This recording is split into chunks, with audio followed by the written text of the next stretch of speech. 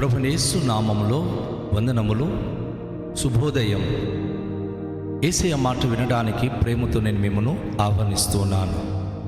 ప్రియ సహోదరి సహోదరుడా, ఈ ఉదయకాలంలో మత్తయి సువార్త 10వ అధ్యాయంలో 40వ వచనం నుండి 42 వచనాలు మనం చదివి ధ్యానించుకుందాం. మిమ్మును చేర్చుకొనువాడు నన్ను చేర్చుకొనును, నన్ను చేర్చుకొనువాడు నన్ను పంపిన వాని చేర్చుకొనును. ప్రవక్త అని ప్రవక్తను చేర్చుకొనువాడు ప్రవక్త ఫలము పొందును, నీతిమంతుడని నీతిమంతుని చేర్చుకొనువాడు నీతిమంతుని ఫలము పొందును. మరియు శిష్యుడని ఎవడు ఈ చిన్నవారిలో ఒకని గిన్నెడు చన్నీళ్లు మాత్రము త్రాగనిచ్చునో వాడు తన ఫలము పోగొట్టుకున్నాడని నిశ్చయముగా మీతో చెప్పుచున్నాను. నా ప్రియ సహోదరి సహోదరుడా, దేవుని యొక్క వాక్యం ద్వారా ప్రభు మనకిచ్చిన అద్భుతమైన మాటలు ఇవి. సాధారణంగా ఈ రోజుల్లో ఎవరికి నమ్మలేని స్థితిలో జీవిస్తున్నారు. బహుశా 2024 సంవత్సరములు క్రిందట కూడా ఇదే స్థితి ఉండేది. ఎవరికి నమ్మరు, ఎవరికి చేర్చుకోరు. ప్రతి మనిషి యొక్క ఆలోచన విధానాలు వేరే, వారి తలంపులు వేరే. వీరికి పెట్టడం ద్వారా మనకు వచ్చే లాభం ఏమిటి, వీరికి మేము ఆతిథ్యం ఇవ్వడం ద్వారా మాకు దొరికే ప్రతిఫలం ఏమిటి అని ఈరోజు కూడాను అనేక మంది ప్రశ్నిస్తున్నారు. అలా ఆలోచనలోనికి వెళ్ళిపోతున్నారు. అయితే నా యేసు ప్రభువారు పలికిన మాటల్లో ఎంత ఆంతర్యముందో, ప్రతి వ్యక్తిలో ఒక నమ్మకమైన జీవితం.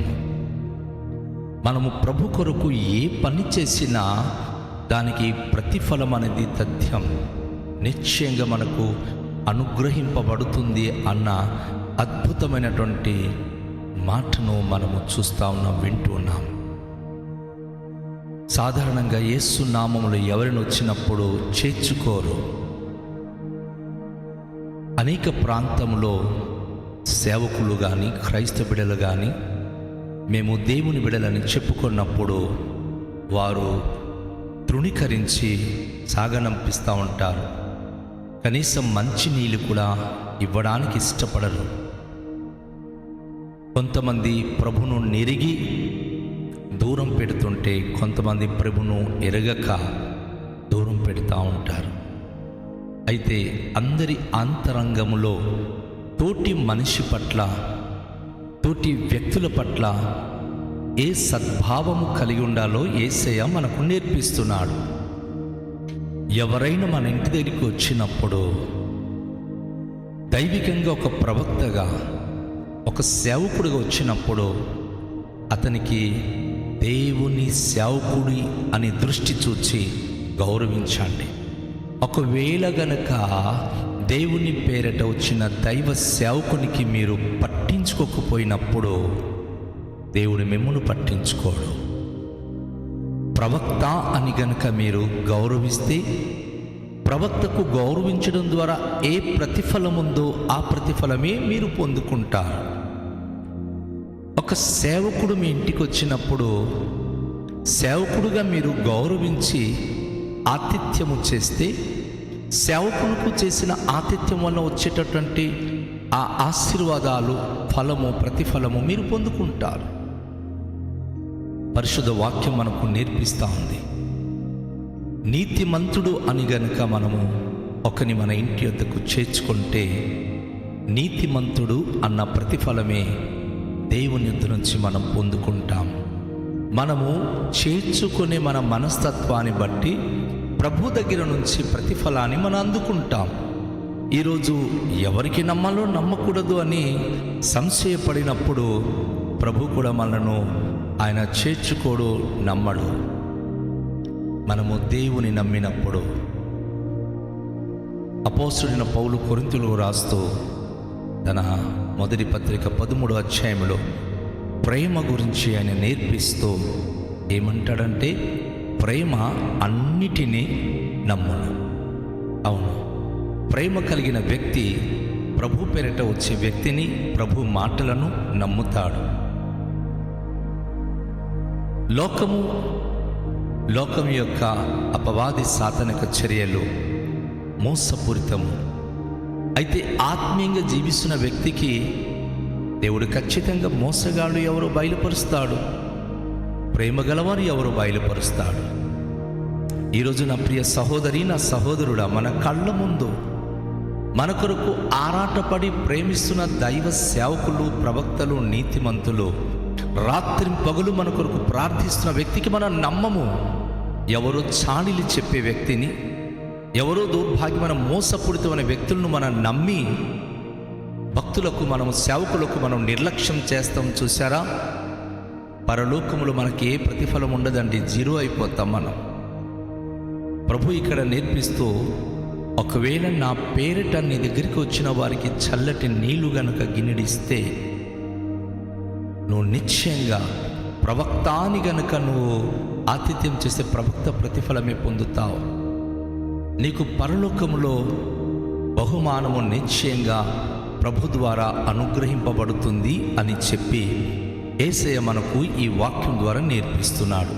ప్రతి క్రైస్తవ కుటుంబము గుర్తుంచుకోవాలి, మనము మన యొద్దకు వచ్చేటటువంటి సేవకులను కానీ, నీతిమంతులను కానీ, దేవుని పేరట వచ్చినటువంటి దైవజనులను కానీ మనం గౌరవిద్దాం. అహర్నిశగా రాత్రి పగలు నీకు వాక్యము నేర్పించి ప్రభు మార్గం గురించి బోధించే సేవకుడు నువ్వు తనను అర్థం చేసుకొనక ఒకవేళ నిర్లక్ష్యం చేస్తున్నావేమో, నువ్వు ఇక్కడ నీ ఎదుట ఉన్న సేవకునికి నువ్వు నిర్లక్ష్యము చేస్తే పరలోకములో నువ్వు నిర్లక్ష్యము చేయబడతావు. ఇక్కడ చల్లని నీళ్లుని ఇవ్వడానికి వెనకంజు వేస్తే దేవుని దగ్గర జీవజలపు ఊట నుంచి నీళ్లు నువ్వు పోగొట్టుకుంటావు. దేవుని సేవకునికి ఆహారము పెట్టి ఆతిథ్యం చేయడానికి నువ్వు సణుగుతూ వెనకంజు వేస్తే దేవుని యొక్క రాజ్యములో నువ్వు కూడా ఎలాంటి ఫలమును పొందుకోలేవు.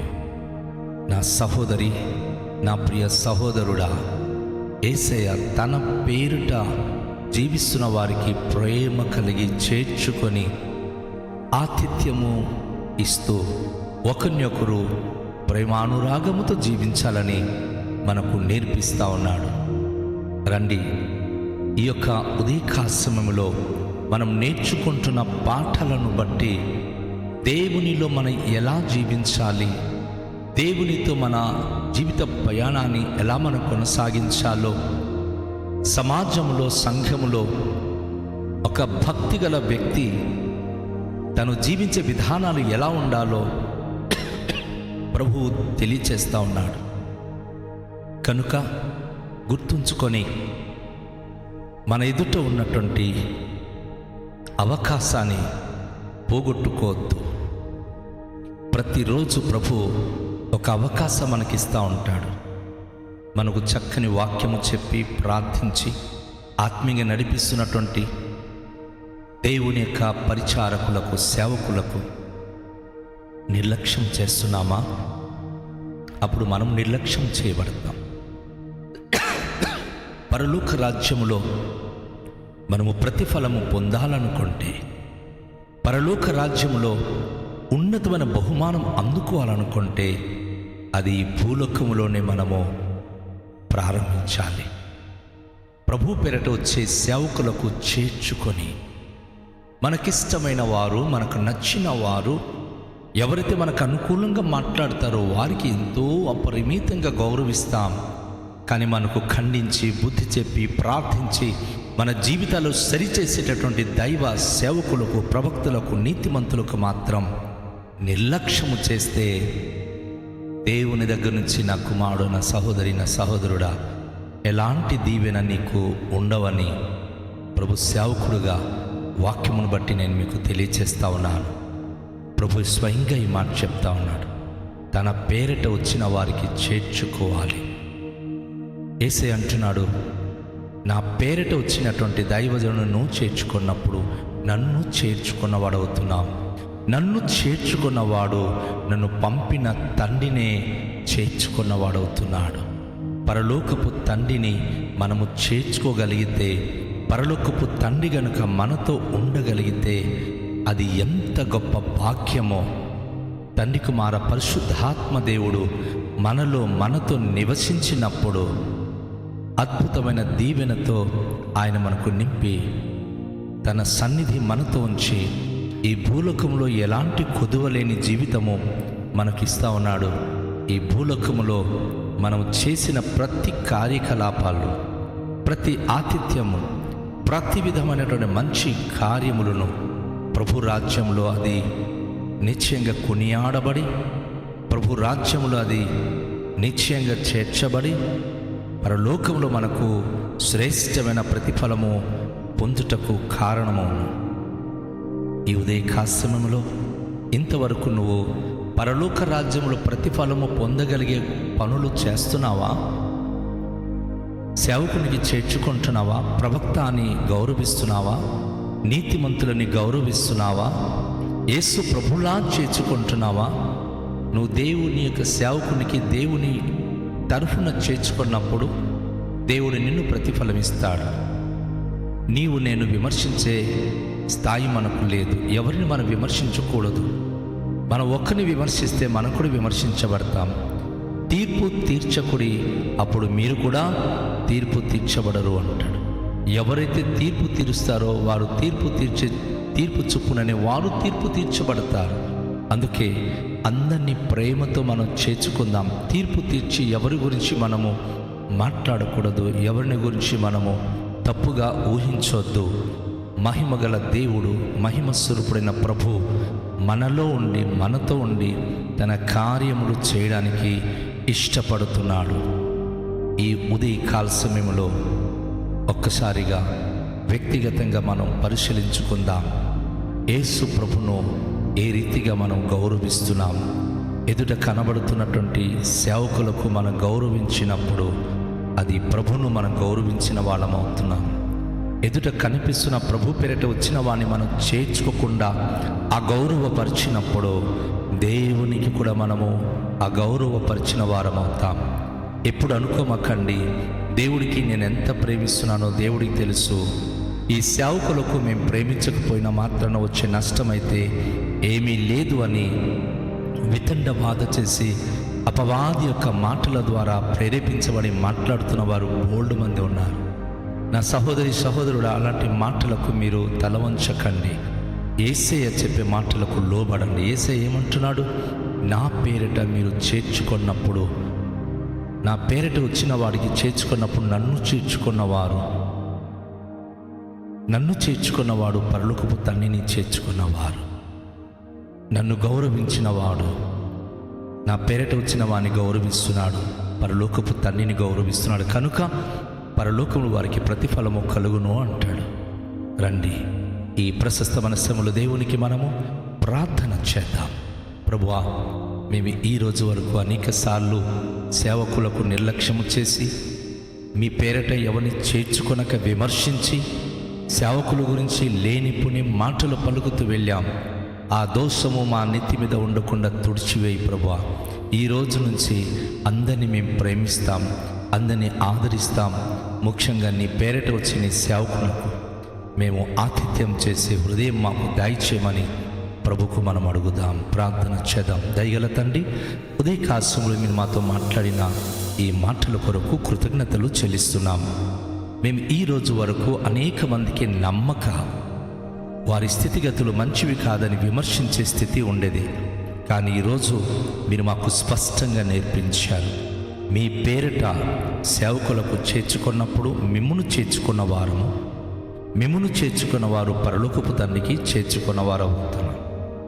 ఎవరైనా సేవకునికి ఆతిథ్యం చేసినప్పుడు, చల్లటి నీళ్ళు ఇచ్చినప్పుడు ప్రతిఫలము పొందుతామని, ప్రవక్త అని, నీతిమంతుడని, సేవకుడని ఒకరు ఆతిథ్యం చేస్తే అట్టి ప్రతిఫలమే పొందుకుంటామని నేర్పించారు.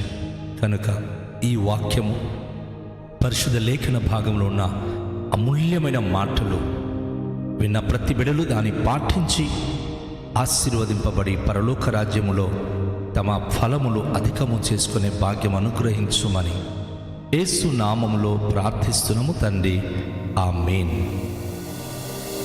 అందరికీ షాలోమ్. ప్రభు మిమ్మును దీవించును గాక.